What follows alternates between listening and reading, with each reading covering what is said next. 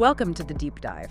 Today, we're getting a really interesting look inside the mind of Bill Gates. We've got material from a recent interview, pretty candid stuff, that really digs into his thinking right now, his priorities, fears, how he sees the world. It's fascinating, yeah, because we're not just looking at the historical figure who built Microsoft, we're looking at someone who's constantly, well, reinventing his focus. So our goal here is to kind of pull out the key insights for you. His advice for young people, which is intense. His views on inheritance, which are pretty controversial. Right, and why he thinks India is so critical right now, plus what he sees coming next with AI. Exactly. And you really do see a shift, don't you, from the young Bill Gates he describes as a maniac. Yeah, that word definitely stands out. To the global philanthropist he is today. The intensity's still there, but the perspective, it's broadened so much. Okay, so let's start there. That success mindset. What were those early days really like? Well, he talks about his 20s at Microsoft, and yeah, maniac is the word he uses. Total, almost obsessive focus. He said it felt like the right thing then. Sometimes staying in the office for, what was it, 72 hours? 72 hours, straight. I mean, I start to unravel if I don't get my solid 7. That's just, yeah. Wow. It's incredible stamina, right.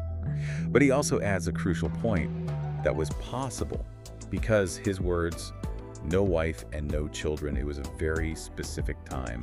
A singular focus. Yeah, that makes sense. It feels like a different era, almost. Do you think that kind of intensity is even replicable today, with everything being so connected, so global? That's a good question.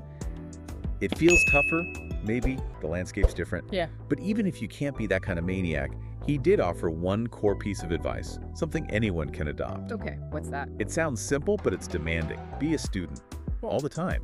He really emphasizes reading constantly and being pretty brutal with yourself about whether you actually understand something complex, like AI or the details of a disease. So it's not just casual learning. It's rigorous, structured self-education forever. Exactly. He credits that relentless learning as a huge part of his, well, continued relevance and success. And that commitment, that drive to understand, it leads to something really revealing about his biggest personal fear. Yeah, this part was fascinating.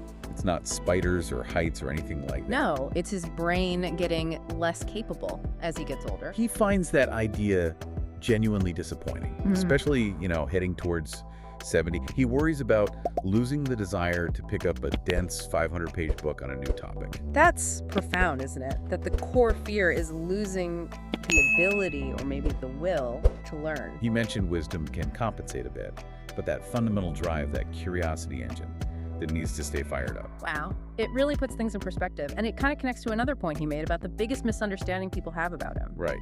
He knows people often assume that someone with, as he put it, ridiculous amounts of money must have some hidden agenda, that their values are just different. Well, to be fair, isn't a little skepticism kind of natural when you see that level of wealth and influence? How does he counter that perception? He acknowledges it's a challenge. Yeah. His hope, really, is that his actions speak for themselves. The time commitment, the actual grinding work on the foundation's problems, not just writing checks, plus, his relationships with family and friends. He hopes people see that dedication. Okay, so the work itself is the evidence. That huge wealth, though, it brings us straight to the next big topic, inheritance. Yeah, and his philosophy here is pretty striking. It really breaks from the mold, especially compared to older fortunes. What's the core decision he made? He decided to leave his children less than 1% of his total wealth. Less than 1%? That's a statement. What's the thinking behind such a specific small number? He fundamentally believes inheriting vast sums wouldn't be a favor to them. He's explicitly not trying to create a dynasty. He wants them to have the chance, and maybe the necessity, to find their own success, their own significant earnings, he said, without being totally overshadowed by his fortune. So the idea is that too much inherited wealth can actually stifle drive, that finding your own way is crucial for fulfillment. That seems to be the core of it. He feels the highest purpose for those resources is tackling global inequality through the foundation, not creating generational privilege. And he sees this as maybe a trend, particularly in tech. He does. He observed that the tech sector often seems more, aggressive about giving away not just profits, but the actual capital itself compared to maybe more established industries. Interesting. And this isn't just his view. He sees the next generation pushing for it, too. Yeah, he mentioned seeing cases where the kids in wealthy families are the ones encouraging their parents to be even more philanthropic. It suggests a potential cultural shift in how wealth is viewed across generations. That's a really interesting dynamic. Okay, so shifting from personal wealth to global impact. India comes up again and again in his current thinking. Why is India so central? Well, first, just the scale is immense, right? Yeah. 20% of the world's population. But it's also about the talent pipeline. India has had this long-standing emphasis on engineering, on software, combined with, as he says, great universities. He specifically mentioned the IITs. Right, the Indian Institutes of Technology, kind of the bedrock of their tech talent. Exactly. And this isn't new for him. He talked about how Microsoft, way back, used to hire talent from India and bring them to the US, taking the smart people, as he put it. Yeah. He joked that probably annoyed both countries a little. Probably. But what's different now, he emphasizes, is the explosion of innovation within India itself. He described the level of entrepreneurship now as pretty fantastic, and the foundation's work there has really broadened out. It started heavily in health, but now it's also about better seeds for agriculture, new diagnostics, using AI for local health and education challenges. So it's not just a source of talent anymore, it's a center of innovation for solving its own problems, and potentially global ones. Precisely. But the challenges are still huge, which is why the foundation remains so deeply involved. What are the really critical areas they're still focused on? Well, the child mortality rate, tragically, is still nearly 3 times higher than in wealthy countries. And a massive issue is malnutrition. He stressed how problems in pregnancy or the first-year nutrition disease can permanently impact a child's brain development and physical capacity. It's not something they just bounce back from later. That really underscores the urgency. It's about potential that's lost forever. Such critical work. Before we move on from India, you mentioned he has this deep respect for intellectual power. Was there anyone specific he wished he could have met? Yes, he mentioned the Indian mathematician Ramanujan. He described his genius as almost mysterious, given his limited formal training. You could really hear the awe in his voice for that kind of raw intellectual horsepower. Ramanujan. Wow. A meeting across time. Okay, let's pivot to the future now. Section 4. AI and scientific solutions. This feels like where everything converges for him. Absolutely. He explicitly draws the parallel. AI today is like the personal computer revolution was when he was young. A digital transformation with just unlimited possibilities. And the next giant leap, he sees massive opportunities then. Huge opportunities, yes, for new companies using AI. But he has a really important caveat. Which is? It's much tougher now. When he started Microsoft, the field was wide open.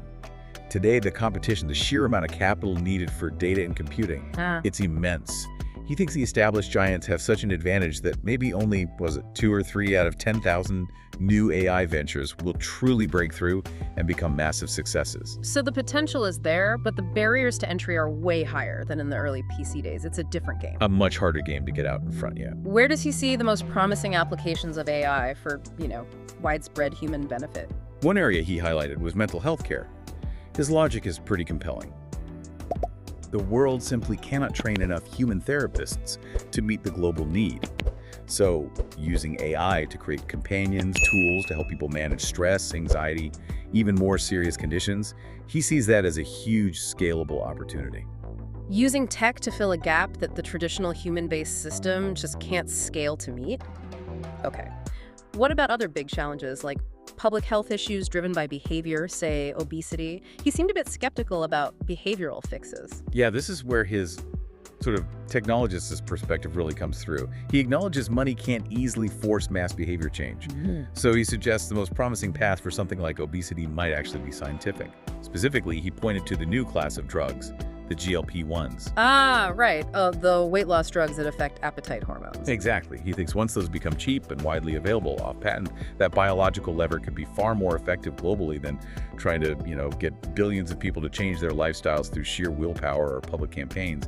It's pragmatic, but does it risk maybe sidestepping the deeper societal issues around food and health? That's the inherent tension, isn't it? He sort of admits he might be over-focused on scientific fixes, but his argument is rooted in scalability and history.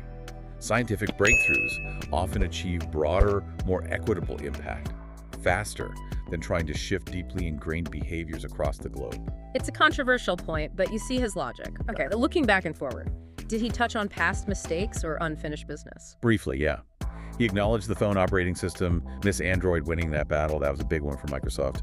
And for the foundation, the big goals are still very much works in progress. An effective HIV vaccine, a truly low-cost sanitation solution, the cheap toilet, and of course polio eradication. That last one is taking longer than they'd hoped. Polio feels like the ultimate goal, doesn't it? The defining legacy item. It really does. His hope, he said, is that future generations look back at diseases like polio, or maybe malaria, and just ask, what was that? They expect polio eradication within about 5 years now. If achieved, it would only be the second human disease ever wiped out globally, after smallpox. That's the scale of ambition. Incredible. Okay, so let's wrap this up. What are the main threads for you, the listener, to pull from this deep dive into Bill Gates' current thinking? Well, I think it comes down to a few key things. First, that relentless power of being a perpetual student, that drive to understand. Second, the really radical shift he represents in thinking about wealth transfer moving away from dynasty. And third, the crucial role he sees for global talent, particularly from India, fused with scientific innovation to tackle the world's biggest problems. Yeah, you can really connect the dots, can't you? The same focus that built Microsoft in the first digital revolution is now aimed at global challenges and this new AI revolution. And his foundation acts as this unique bridge, leveraging innovation from places like India to create scalable solutions. It all seems to link back to learning, to brainpower. It does. Which brings us to our final thought for you.